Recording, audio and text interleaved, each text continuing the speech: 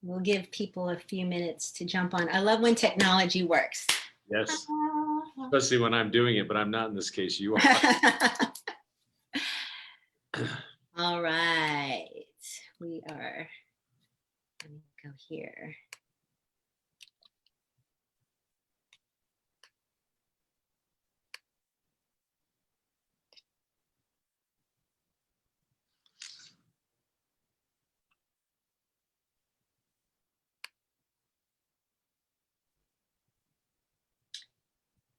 So if you are jumping on, friends in Facebook Landia, welcome. This is Priscilla Ron. Thanks for joining us on Ron for Education. I'm so excited to have my friend and candidate for Congress in CD6, Steve House. Hi, Steve. Thank you for spending the time here today. Always good to see you, my friend. How are you? I'm doing great. And we've been doing Zooms every day, getting ready for our students for remote learning in Denver Public Schools. We are going to be 100% remote this year. So it's been busy. We're back doing the Zooms all day. You're not going to be there forever, right? You're not actually going to do it the whole year, right? Well, right now we're slated to go through the first quarter, right, middle of October. And so fingers crossed that everybody will be in consensus that we can get back to seeing our kiddos. That would be great. Yeah, I had an opportunity to talk to the superintendent of the schools in 27J in Adams County, and they're opening up. I talked to him today. He's very excited. The teachers are very excited. The kids are very excited to be going back to school. So 27J, are they doing a hybrid? Is that what they're doing? Yeah, I think what they're doing is several days on and then a couple of days off, at least initially. They're going to kind of monitor what goes on and see if they can expand it depending on how. I mean, that first few weeks, they'll look for a rise in infections or some sort of a hot spot. If anything like that happens, they may change it. But if it doesn't happen and they don't have a significant problem, I would look for them to go back to more full-time much quicker than people might think. Awesome. So, hey, before we get too far into our conversation, I want to introduce you to some people who might not know who you are. You are, again, running for U.S. Congress. Correct. First time, really exciting to be putting yourself out there to be a candidate. You have lived in CD6 for many, many years. And something really interesting about you that I read in your bio is like you are a first in your family of many, many generations to actually go to college. That's amazing. Your wife was a school board member, so she really understands public education systems, and I'm sure she's helping you in this arena. You have 6 children, right? Yes, we do. 6 children and 6 grandbabies. 6 grandbabies, yes. You are busy, and you're originally from Michigan and made your way all the way down here in Colorado. We're really lucky to have you. And another really interesting thing about you is that you are a Rotarian. And if people don't know about Rotarians, you guys are huge civil servants, and you spend quite a bit of time in Africa doing some amazing healthcare work there with your team, who I think it's such great work to know that you're doing that.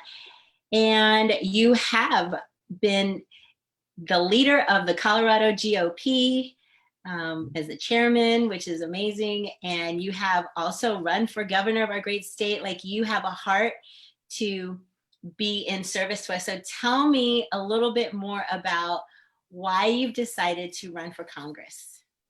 You highlighted some of how I grew up, which was essentially on a small farm. The great thing about being on a farm, if you don't have a lot of money, and we didn't, was that you can grow stuff, right? So you don't have to worry about eating if you can successfully grow stuff, which was very helpful. I was sick as a kid. I went through a real serious battle with a kidney birth defect, and it gave me an opportunity to get to know God a bit better. And that really helped me kind of understand the idea that I would serve. I was given a chance at life and I wanted to serve. And so, I've got educated. My grandfather was adamant that I not be a farmer. He wanted me to do something, to go to college. And I grew up in a town of about, 800 people, where I had 5 brothers and sisters and 31 first cousins all in the same town. And I was the first one to go to college. I think out of that total, about 3 or 4 have. But it changed everything when I went to college, because the kids that were younger than me and my family started looking at it going, wow, he goes to Europe and Africa and all these other places. Maybe we should go to college because we could have that kind of opportunity as well. And it certainly did play out. The Africa thing is real important to me because it's the nonprofit I run there. Even though I'd go over and do clinical work, mainly in Kenya, the main thing is I get the opportunity to run a nonprofit called Hope for Kenya, which allows us to put children in school, because education is, healthcare is probably at the top of my list by experience, but education is at the top of my list for everything else, because education is what enabled me to do what I do now. So I do feel like I have a servant's heart. I think that America's at a real threshold or crossroads right now. I think we're in trouble. We got to come out of that trouble and do the right thing. And I don't think socialism is the answer. So I decided, you know what? Stop complaining about it, step up and run. So I want to share with everybody how we met, because you know how Facebook does recommended friends, and your profile kept coming through, and I'm like, oh, he's the chairman of the GOP. I want to reach out, because I have been really involved in education and DPS, and a union leader in the Denver Classroom Teachers Association. And as I was growing in my career, I realized that a lot of decisions and laws that were being passed were made at the state level and the federal level. And I really wanted to learn more about how I could impact education more. And I was really nervous about meeting with you, and you were so gracious. And so we sat down and we had a conversation, and you were unlike any politician I had ever spoken to around education, because there are stereotypes around politicians, especially those of us who are conservative, around talking about public education. And one of the things that really impressed me about you is that you listened. And I didn't get like this negative pushback when I was really transparent with you about the activities I was involved with as a union member, but also as a conservative.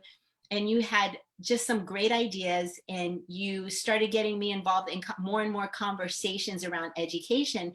And I was like, wow, maybe this is a bridge for us, because public education, you can't pass any laws or policies without bipartisan support. You're just going to have people come to the table. And we know that education in Colorado is important. It's important for our economy, that we have to sit down and talk about funding. And you were not afraid, and have never been afraid, to have debates and conversations and listen and problem solve. And so that's why I'm talking to you today still, and continuing to promote you, because people need to hear from you, and you're so open to hearing any viewpoint. And so I wanted people to know like how we met and why you're such an amazing person and candidate. Thank you. So that's great. There. Okay. That was the segue. Okay. I have some really cool data. We've had many conversations about the disparity in education. So I want to read this. According to the opportunity myth,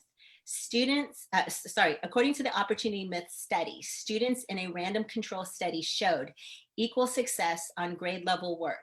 Yet, when examined across schools, 4 out of 10 classrooms with majority of students of color never received a single grade level aligned rigorous assignment. So I remember us having a conversation where we talked about how is it that we have so many minority students who aren't showing proficiency in math and literacy, yet our graduation rate is so high. So I'm just going to open that up for a general conversation, and let's just talk about that. Yeah, let me start with the thing that shocked me the most recently was the Secret Shame Report, which if folks out there wanted to find it, you go to Brightbeam, look up Brightbeam on Google and just Google Secret Shame Report. It was published in January of 2020. The report's initial, I guess, premise was that there's a difference between conservative cities or conservative-led cities versus progressive-led cities. That to me wasn't relevant. What was relevant is looking at a city like San Francisco, for example, and looked at reading. 72% of students, white students, could read, and 12% or 14% of Black students could read, yet they were graduating somewhere in that 75% range. So it hurts my heart a bit to think about being a student, especially in reading or math, because reading and math lead to so many professions, right? I mean, reading is relevant for everything, right? You can't even learn without reading. But if you graduate from high school and you're not proficient in those two things, how many careers do you have to check off your list as possibilities, because you'll never be able to do what you need to do in that career and have that kind of a job? I mean, without math, you can't be in, astronomy. You can't be in, engineering fields, physician fields. All these things go away from you when you do that. Probably the worst example of this anywhere in the United States, and it's not much better in Aurora Public Schools. We really need to have a conversation with the people in Aurora about this. And I wrote this op-ed this weekend, and I said, I'm not interested in blaming people. I just want to solve the problem. But in Detroit, the numbers were, for reading and proficiency, the average was 9% for math and about 11 or 12% across the board for reading. So think about it, 68% of the students graduate, 9% no math, and 12% no reading. I mean, that's just, it's not even something we should consider. And lastly, Article 9, Section 2 of the Colorado Constitution requires that all students in Colorado between the ages of 6 and 21 are provided a free public education. Well, what's the definition of a public education? I mean, if it's just a certificate at the end of your 18th year of life and you've been through 12th grade, but doesn't really require that you're proficient in anything, how is that a public education? I don't see that. That is a really great point that you bring up, that we need to be a lot more specific. And that disparity, when we look at high school graduation rates and the disparity between Black and brown students and white and Asian students, that follows young people through college, because we see the exact same disparity in college. So when you graduate young people who are not ready for the rigor of freshman year and they have to take remedial courses, that's expensive. That costs a lot more money. And that is a discouraging factor for young people persisting through to finishing and getting their college degree. And so now we have to look at creative ways to help support students while they're in high school to get college credits so that they can decrease that cost of education. So there's so many factors in making sure that we have a workforce that's ready. So Colorado Department of Higher Ed has put out the data. 76% of jobs in Colorado require a college degree or some sort of post-secondary education. We're currently sitting at 56% of our workforce with that qualification. And by 2025, their goal for universities is to graduate and get that number up to 66%. So in 5 years, we have to increase the workforce by 10%. During COVID, where we have many, many schools not going face-to-face, where students aren't getting that same level of rigor and attention and support, it makes that tougher. And so if we're looking at the trajectory long-term, how do we address this workforce situation? It's a great point. I'll add one other statistic that makes the problem even worse, which is the ACT test over the last 5 years in the United States. 52% of college-bound students, or 52% of the people who take the ACT test do not achieve proficiency in any of the 4 major categories. 70% of those students go to college.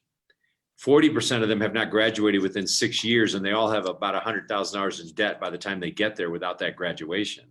So now you've got this problem where people are not prepared to go to college, as you said, then they do go anyway, and they end up after 6 years with a whole bunch of debt and they haven't finished. I mean, that's just not a system that's going to work. I mean, they know worldwide, we've watched, hundreds of years worth of data showing that the more degrees, and I mean higher education degrees, including trade school degrees, the more degrees that a population has, the greater the prosperity of that population in the long run. Developing countries themselves, if they were dedicated enough to education to get advanced degrees among their population of people, become developed nations rather than developing nations as a result of that education. It's that important for us. So the president came out with a change, at least for federal employees, that they're not going to just look at college degrees. They're going to look now almost equally at experience. I think that's kind of an interesting change. I'm seeing a lot of people say, it's a great idea, especially now, because we have a lot of people who never went to college or couldn't afford to go to college, but they have a lot of life experience. Like, what are your thoughts on that? Well, the credentialing process for a degree is primarily based on what colleges agree that it should be. I'm not accusing colleges of being or mismanaging credentialing. What I'm suggesting is every once in a while, you ought to take a look at how you're doing credentialing, right? And you ought to make sure that what you're doing with credentialing is not driving tuition or revenue, but it's driving results. And I think right now there's some question about, are we driving results with credentialing on who gets credit for what, whether it's class bound or experience bound in a college. One good example of this is veterans, right? So you go over and you're a vet and you learn how to operate heavy machinery. You're a manager over large groups of people. You have budgets, you have all those things, and you come out, and if you get 0 credits for that and going to college, that's not fair. In fact, quite frankly, for a certain minimum, if you're a sergeant major, for example, in the Army, you ought to be able to come out and get an associate's degree awarded right then and there. And then if you want to go on to specialize in something, take the senior level courses and get a bachelor's degree. Credentialing needs to be revisited at the high school level. It needs to be revisited at the college level. It has a big impact on cost. It has a huge impact on motivation, because a lot of people will drop out or they won't try because the road is too long based on how that credentialing is done. That's one of the things I'm really committed to in Congress is we're going to take a look at how we do credentialing in a lot of ways. Now, when I was growing up, the one thing I heard a lot was the mind is a terrible thing to waste. And I firmly believe that education is the great equalizer. It is something that we all have free access to. And so it's really important that parents and teachers get involved in ensuring that we provide a well-balanced, equitable, culturally responsive education for all of our students and try to really attack these gaps. So something that we're seeing during this time of COVID are parents who have the relationships, the time, the money, the transportation to create pods where they're hiring tutors and teachers, or they're pulling their children out altogether and doing homeschooling or sending their children to private schools. I mean, they're getting really creative. This is not just, I'm hearing people say, it's creating a lack of equity because only rich white people are doing this. And I said, well, that's discriminatory in itself, because there are Black people and Asian people and Hispanic people that have the means to do this. They're doing it, I know.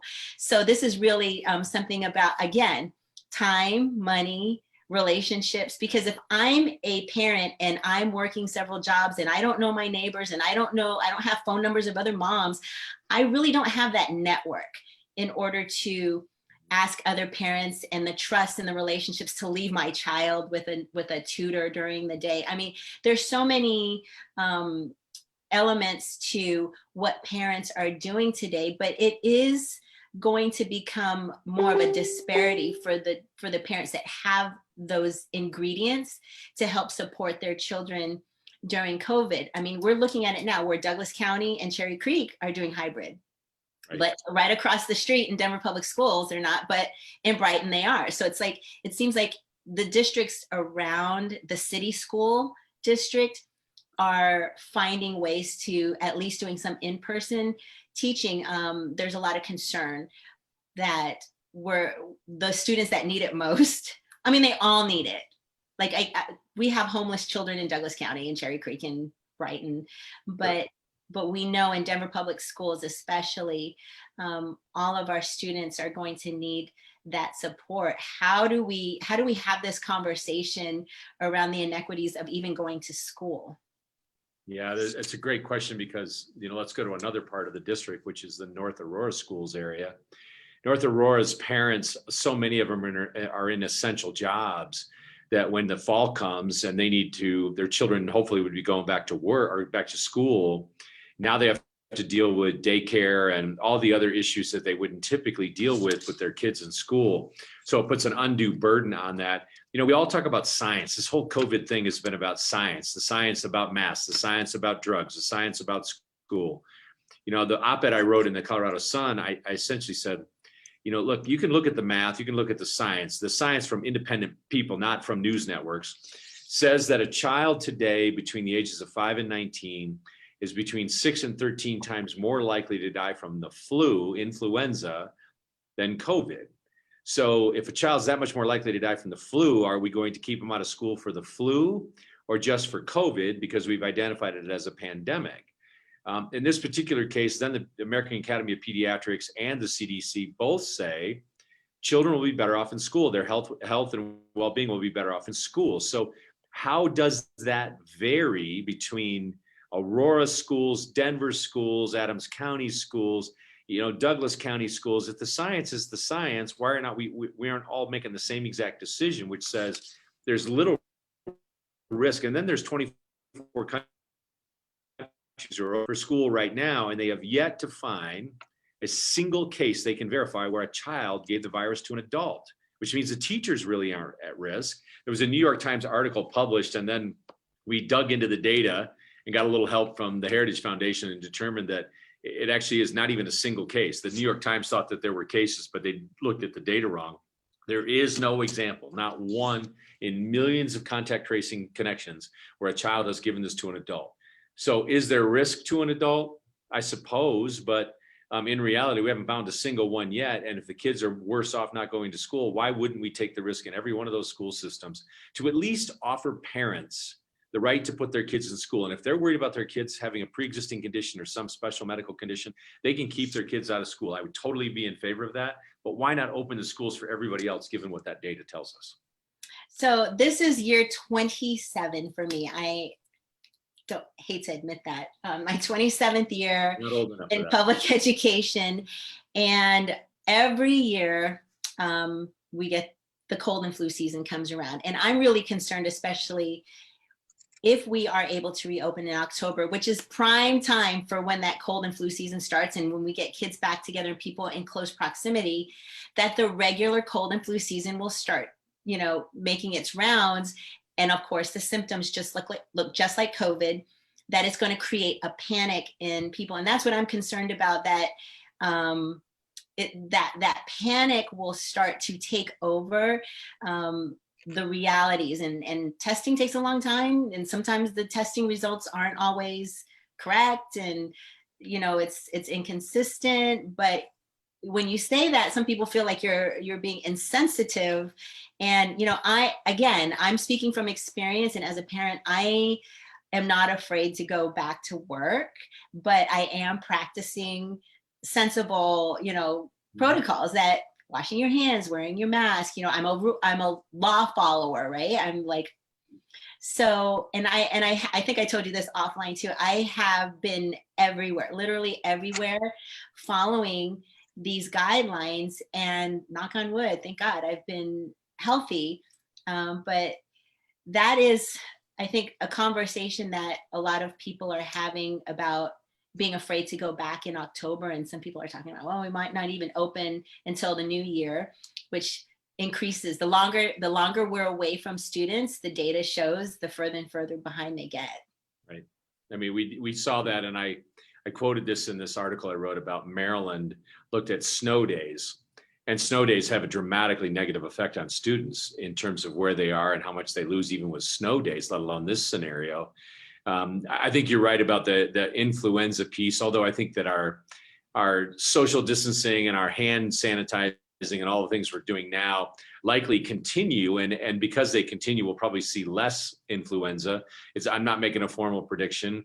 I do think that parents have to make decisions for themselves. I mean, I think the school's job is to open up and provide, public education that is worthy of what these students need to move forward in their life and get what they want. But the CDC's recommendation on social distancing, on kids in classrooms, on churches, I think those will continue to mitigate, especially if, what we're seeing in places like New York and New Jersey, there's some thought now, some of the scientists think that they've built a low-level foundational herd immunity already because they've had so many cases. So, that, and then today there was a report out that said that even non-symptomatic cases produce immunity in terms of antibodies at a fairly healthy level for folks. So, the reality of it is, yeah, there's some risk. I think the parents have to weigh it, but you have to also weigh the risk of saying, look, you're 6 to 13 times more liable to lose your child, unfortunately, through the flu than through COVID, I think you want to try to educate them. Whatever the best decision is for your kids, you ought to do that. But the schools have to be open for them to even have a choice.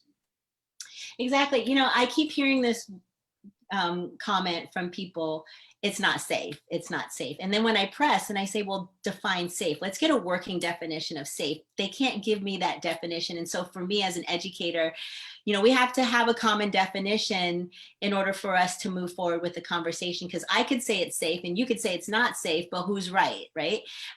So I think it's really important to address the confusion and to be able to plan if whoever the decision maker is, and I don't know if that's Congress or it's the governor or whoever, the public needs to know what that definition is and what that threshold is. Here's what I do know. I have heard people say, we refuse to go to work until we have 0 cases for 14 days straight. And that is an unattainable goal. Like, as an educator, I would never give my students a goal that was completely and utterly impossible for them to attain. And so when I hear that level of like, that's the bar, I hear basically you're telling me we can never go back to public school teaching because that is an unattainable goal in any near future. And so yes, you're right. There's a certain level of risk we take as public educators, firefighters, medical field, first responders. I mean, this is something that we put ourselves, in the line of fire every time we go to work. And so I just wanted to, my friends or people who are watching, because this is coming from me as an educator, I mean, there's a lot of us who understand that there's a risk. And for a virus that, when I'm told, if I wear a mask and you are a mask and we social distance, there's a 0.5% chance of getting COVID. And if you do get it, the statistics are up to over 99% that we can recover. If you're healthy, I'll stay home for 14 days or whatever and recover.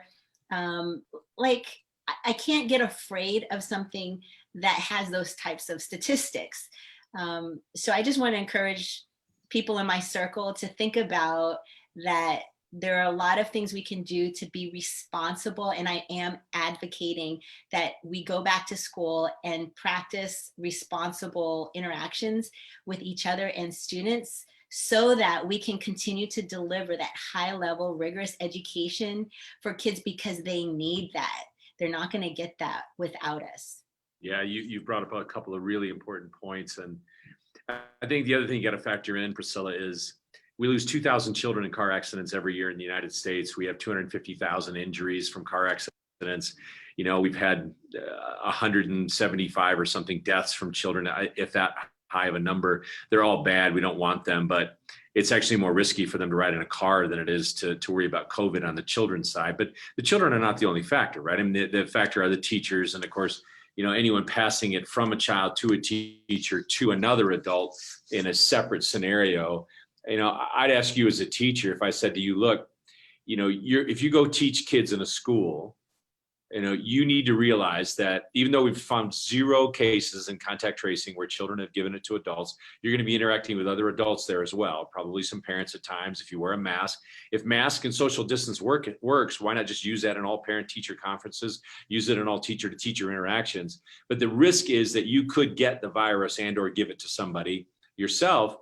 Would you not just practice especially safe, practices regarding social distancing and mask wearing yourself?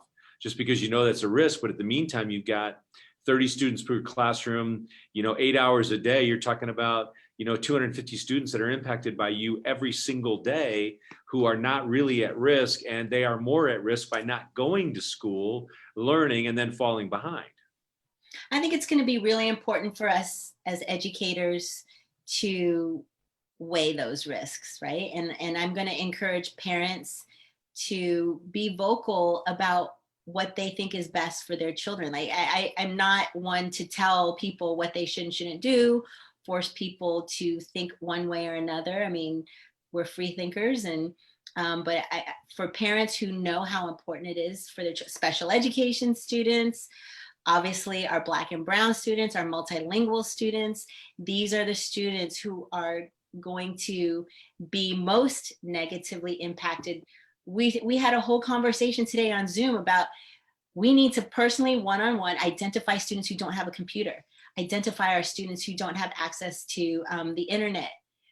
We've got to problem solve. We're going to be asking students who might even have a home computer to return the school computer they have so that we can give it to a student who doesn't have a computer. I mean, there's all of these moving parts to making remote learning work. And we're seeing how easy it is for there to be a breakdown in just delivering education and holding students accountable during a time where even our elected officials in education boards can't hold us accountable from a student standpoint for the work that they're turning in and from a teacher standpoint for all of these things. But here's what I am happy about, because I don't want this to be all like a downer about going back to school.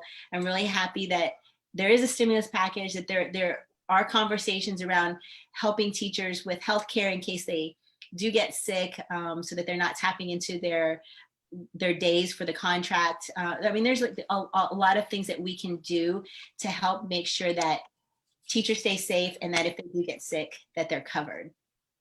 Which is a great segue for you because you're in healthcare. You're a big healthcare person. Yeah. So I'm going to switch gears a little bit. Talk to me about some of the things you're seeing in healthcare that you'd love to impact if you go to Washington. Can you? Well, I think actually that what we need to do is reduce the cost of healthcare, and that includes for teachers and the parents that deal with students, right? Because right now we spend 18% of GDP on healthcare, and we're 11th in the world.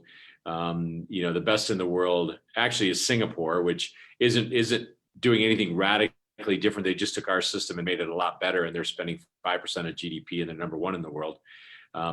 Which, I'm an outcomes guy. I'm a metrics guy. I look at education the same way. One of the things that came up for me the other day was, the battle between the argument over charter schools and school choice versus public schools, because the Montgomery County, Maryland school teachers said that they wanted 4 things to come back to school. They wanted rent and mortgages canceled. They wanted to defund the police. They wanted billionaires to pay more taxes. But the 4th thing they wanted is they wanted no money being dedicated to voucher-based programs or to school choice. And, I've looked at this for a long time, and I quoted you earlier that, it's Article 9, Section 2 says a free education for all students. When are we going to get together and sit down as a group of people and say, all right, what's a free education mean? What's the proficiency level required? And why are we asking for school choice? I'm a Republican. I like the idea of school choice, but not if public education and public schools don't deliver on the promise of a free public education at a level of proficiency that give people options. How are we going to get this done if we don't sit down and have the discussion? And right now, some on the left will say, well, you know what, I don't like the Republican plan because you're all about school choice and vouchers and charter schools, and that takes money out of public schools. I'm all about outcomes and proficiency. How do we get it? And if we're not doing what we need to do in public schools because we're too focused on the idea that school choice solves the problem for my kid, then, I think that's a serious problem. Can we come to a union meeting and have this conversation and get anywhere, or is it just too much animosity about this right now? I think you bring up a really important point. And so we've had very candid conversations about the union, and a lot of people don't know. They're surprised when I say, 1/3 of the teachers in the teachers union are conservative Republicans.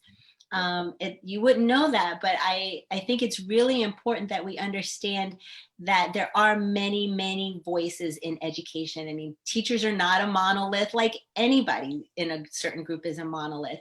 And we have enough very intelligent, educated people to come to the table to talk about how we can solve this education crisis, not only with funding, but in concept of how we deliver a high quality education for our students. When we talk about competition, it's looked at as a negative thing in education. When we say we want to compete, competing in sports is great, but we don't want to compete because the concern is for those students who are not able to equitably compete will be left behind. That's the concern. And so I want to encourage policymakers to take a look at that conversation to say, how can we, make sure that no matter what part of town you live in, that we are delivering that high quality education, that we're looking at those gaps, that we're, putting our scuba gear on and going deeper and problem solving. I mean, we're looking at it here in CD6. So when you go to Washington and you're representing the people of CD6, it's diverse. And so for people who don't know CD6, I'm used to saying this. I've been saying this a lot. It's like a backwards C around Denver. So it goes Henderson, Brighton, Aurora, Centennial, Highlands Ranch, a little bit of Greenwood Village, Littleton. So part of Adams, most of Arapahoe, and part of Douglas County. So it's kind of a weird boundary. So you're having to represent a diverse group of constituents. How do you plan to represent the people of CD6 in DC? Well, I think you have to talk to them, first of all. I mean, I think one of the things that really drives me nuts about politics is, we're sitting there having this debate in this, this election year. We know what the primary issues are. People want to know what they're going to do about COVID and when they can go back to work and school and life. They want lower health insurance bills. They want higher education for their children. I think if we really educated people on how we're doing on education, especially in the Black and brown populations, but it isn't that much better in every other population either. And then if they want those things, we have to go actually address those things. Unfortunately, about politics, and you've gotten a taste of politics yourself, politicians oftentimes will go through an election year and they'll talk about things, and then they'll go to office for 2 years or 4 years and won't even attempt to solve the problem. I think on the strictly on the education side, I'm going to come back to you if I'm going to Congress, and I'm going to say, all right, Priscilla, we need to get together with teachers, administrators, parents, and leaders and say, the goal is for people to get educated between 5 years and 18 years of age. And oh, by the way, I'm not even going to use that as a boundary. If you tell me you can educate people by the time they're 14 so that they can enter college early for certain students, then by all means, let's do that. But come back to you and say, forget about all the limitations in the system. It's not about time and seats. It's not about 30 in a classroom moving 6 times during a day. It's not about teachers. Maybe the COVID crisis, one of the things we need to do is we need to have a classroom where the kids are all there, but the teacher is remote, right? Instead of the other way around, right? So the teacher, there's a video screen on the wall and they can see the teacher, and she's in a small room outside teaching them, but she can see them so that she can, correct them if they're up and doing things that they shouldn't be doing. But, why don't we get creative and say, how do we fix this? And the same thing I know, which is when I talk to superintendents of schools and I say, when do we know a kid's going to fail? Kindergarten, yeah. If their vocabulary is too low in kindergarten, if they're not prepared to read or understand more than 400 words in kindergarten, they're going to fail before they graduate high school. Let's fix that. We can. Why not? Either funding or flexibility or both. So representing CD6 for me is going to be to come back to people like you, especially in the education category. The same thing is true in economic opportunity or healthcare, is come back and say, imagine a different way. What would you do? You've been in teaching for 20, I'm not sure whether you've been teaching for 27 years or you went to 13 years of education yourself and then teaching 14 years. I know it's 27. I'm not sure what it is, but if I came to and handed you and said, look, take the system, completely reimagine a different system with today's technology, with the issue we're having with proficiencies and reading, with the failure rate starting in kindergarten, and tell me how to do it better. I've been teaching for 27 years. We're getting a little taste of what you're talking about with the synchronous teaching, at least in Denver Public Schools, where we're required to do 3.5 hours a day of synchronous learning, where our students are going to be watching us live. So we'll see. I'll get back to you on how that's working with that. But you're right. We're going to have to look at a different way of doing it. I mean, it's all relationships. So now more than ever, my job is going to be a lot of more phone calls home than I've ever made, to touch base with students, and having office hours where I'm available like this on a screen to check in with students, because man, we can talk about the social emotional impact of everything being digital and not having that human interaction and those the hugs, you know, as a teacher, we live off of those. And being able to check in with students who are dealing with so many things at home. I mean, we can't identify students who have physical, emotional needs when they're at home and we don't see them. So there's going to be a lot of identifying of supports that we'll miss during COVID. And so those are other things that we're talking about that really lead us to really needing to go back to in-person teaching with our students. And I'm hoping that, you know, the election's November. So you wouldn't actually go into office until when? January? January. Yep. So the whole semester. Okay, we're gonna have to just hang in there. So let me ask you another question as I want a teacher's feedback on this. You said something I thought was really important. I think relationships are really, really important. My second grade teacher saved my life, almost literally, because I had healthcare problems. But without that relationship, without that encouragement, you know, I might be a student who struggled all along the way, and I didn't. Forgetting about COVID for a minute, we get past COVID. We know we have a proficiency problem. We know we have an ACT score problem. We know we have a higher education problem. Is relationship the deal? I mean, is it one-on-one coaching with kids that really takes a kid from, you know, on the margin of failure to success? Is it something else? I mean, how do we get that part resolved? Okay, so I'm going to talk about something medical, which is the amygdala, which is that fight or flight. It's that safety. And yes, that relationship part of being able to create a safe environment and help students know that their education and their teachers and their school is a safe place is one of the most impactful things that we understand about brain science and about how students learn and thrive. So we're learning more and more about how we interact with students in order to ensure that they're prepared for learning. Especially in middle school, where their hormones are just like nuts and crazy, and they can't control, they don't understand why they're like, people need to study brain in that fog that happens right here. I mean, students really don't know what they're doing. You have to guide them through. So there are certain times in a young person's life where they really need an adult to just hold their hand and care about them and love them and show them and teach them. And oh, it's so repetitive. So yeah, that safety part, that relationship part, we have home visit programs in Denver Public Schools where we go to the home by invitation of the family and just talk to the parents about, like, what do you need? Tell me your story. Help me understand, man. When you understand a child's story, just like in your case, where a teacher took the time to care about you physically. Look, I'm not afraid to share my faith. Jesus was the perfect example. He always made sure that the physical needs of people were taken care of before he taught. They were hungry, he fed them. If they were physically unwell, he healed them, and then he taught. It's the same thing with our students. We have to make sure that our students are fed, rested, physically safe, and then we're able to teach them. And so that's where that relationship part is really, really, really important when we're interacting with students who are coming to us with so many physical needs, but also when they're seeing the things that are happening in the community, socially, social justice wise, right? All these things that we're seeing, Black Lives Matter and the whole conversation of what's happening.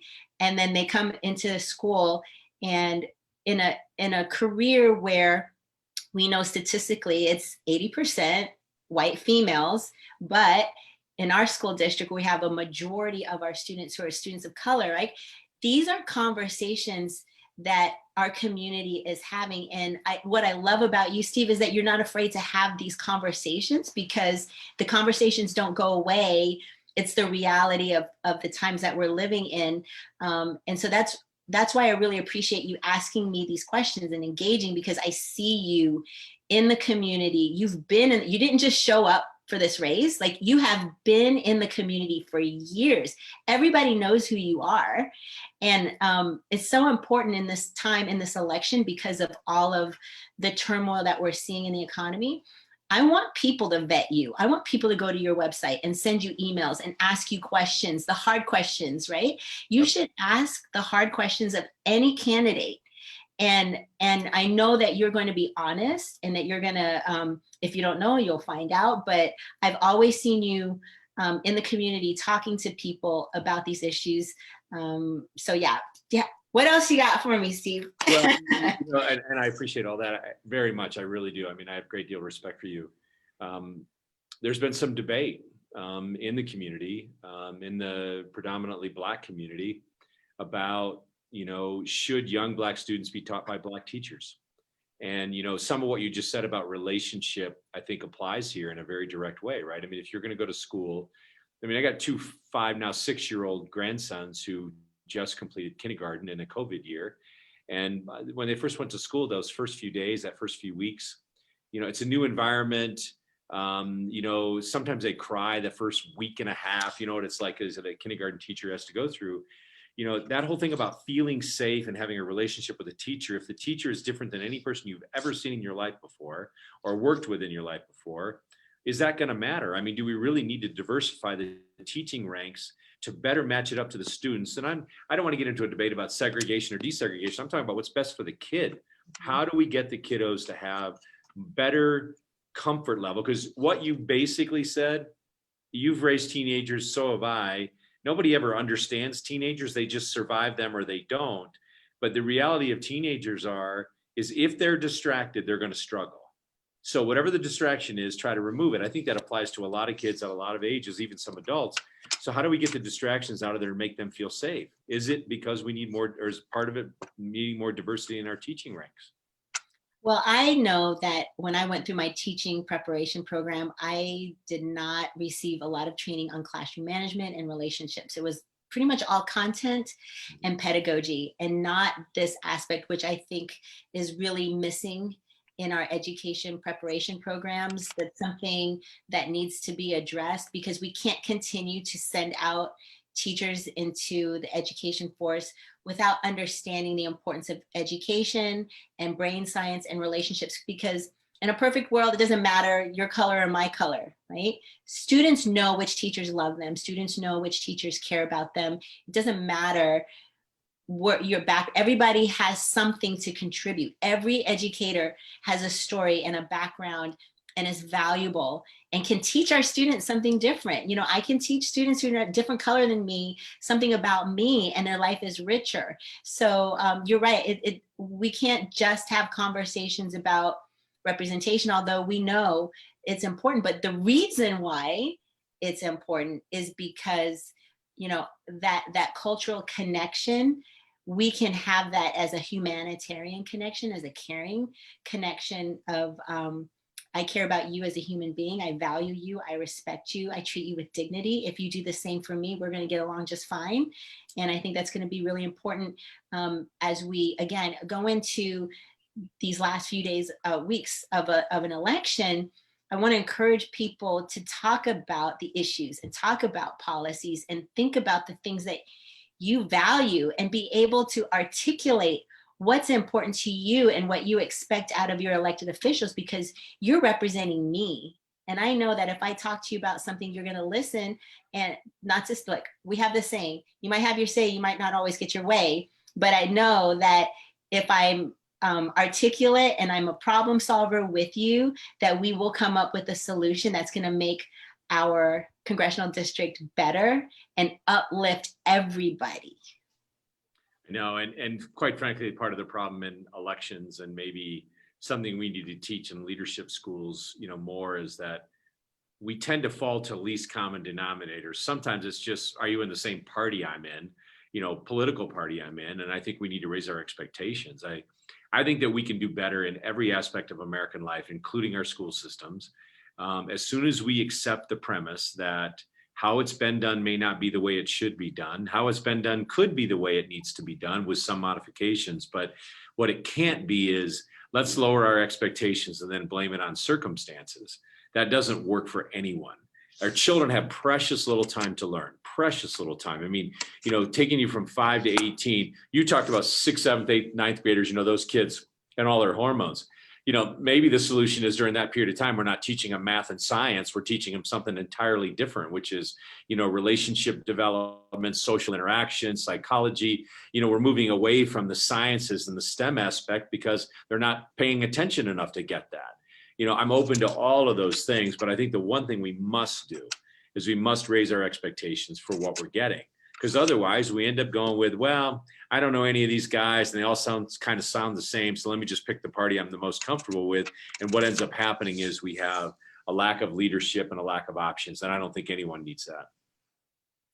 Well said. So if someone wants to learn more about you, Steve, where can they go? House4Colorado.com. It's HOUSCFOR Colorado.com. I wanted to use as many letters as possible in that website. So they can go there, they can volunteer, they can send an email. If they send an email to the info account, I'm the one who's going to read it and respond to them. So don't worry about sending that email because I will respond. So you've been really generous with your time. As we're winding down, I want to ask you, what is something that has put a smile on your face and brought you joy during COVID? Going back to church, believe it or not, I think I was in a church last night for probably a couple of hours. It was a predominantly Hispanic church. It's helping me with my Spanish. I'm starting to learn more and more Spanish. But what happens is when people walk into a church right now, two things happen. One is they're glad to see other people because we've been fairly isolated. Most of them are still wearing masks, which is good. But just the warmth and interaction of standing next to somebody that believes in the same thing you do, which is there is a God and I'm not him. I want to worship him. And that experience has just been tremendous. I think interacting with people in general and watching people who have problems seek answers and figure out that you can help them or you're certainly willing to try. Those are great moments. I think it's probably the same thing that you experienced when you were running. Yeah. So, and I'll be on worship team. Let's see. I play piano for my church. I volunteer. So I'm on for the next 2 Sundays or Saturday. We have Saturday and Sunday service. That's like, yes, really excited about that. So I am really thrilled that we had this conversation. Every time I talk to you, it's like new information and new data and new studies. And I really appreciate how much you listen to me and value me as an educator. It's something that all of us educators hope for when we're talking to people in the community, to understand us and the work that we do, and to hopefully continue to have good relationships with our elected officials around problem solving our education systems. We don't have all the answers. We don't always agree, but I think it's really important that we put students first and that we bring our very, very best to the conversations so that our next generation of students are equipped and ready and prepared to live the life that, of prosperity, of course, and happiness and joy. And so that's a big responsibility for us as educators and for you as an elected official. So I just, having been a candidate for a short period of time, I just want to thank you for running, because I know it's not easy. And I know you open yourself up to a lot of criticism, and people who've never run for an elective office might not know what that feels like. But you do it anyway, because I know in this case with you, I can't say this about all candidates, but I know with you, your heart is in the right place because I've been able to watch you. That is enough evidence for me. And I have had enough conversations to know that you are the real deal. So I'm going to let you end with any closing remarks that you want to end. Well, first of all, thank you. That is an incredible compliment from you. I cannot imagine in 27 years of teaching, there's more than one maybe student that didn't love Mrs. Ron as a teacher, because you have that gift of compassion and interest and curiosity. I mean, I think your curiosity is what makes you a great teacher and a great leader yourself. So I would encourage anybody out there who's in teaching or who's in leadership, take a page from Priscilla Ron, put it out there, ask questions, lead well, be curious, be able to take some feedback here and there. But just when you love people and you love watching people grow and develop into what they want to be, it's the greatest part of this, and you were a great candidate for that reason. And I hope to see you get elected one day in another position. Maybe you'll replace me down the road when I'm ready to come home from Washington, D.C. I certainly would be good with that. But I appreciate where you're going. I want to stay in touch on education, how it's going in DPS. And we're certainly going to follow the other school systems in the district and elsewhere in the United States. Without education, America will not be America. And it's that important to me. I can fix healthcare, but if I fix healthcare and I don't fix education, I'm still not going to be happy. So I'll take it with that. Appreciate the time as always, my friend. And, have a safe trip home when you get that chance. Thank you. All right, Steve House for Congress. Let's support him. All right. Thanks, Steve. Have a good night. Take care. Bye-bye.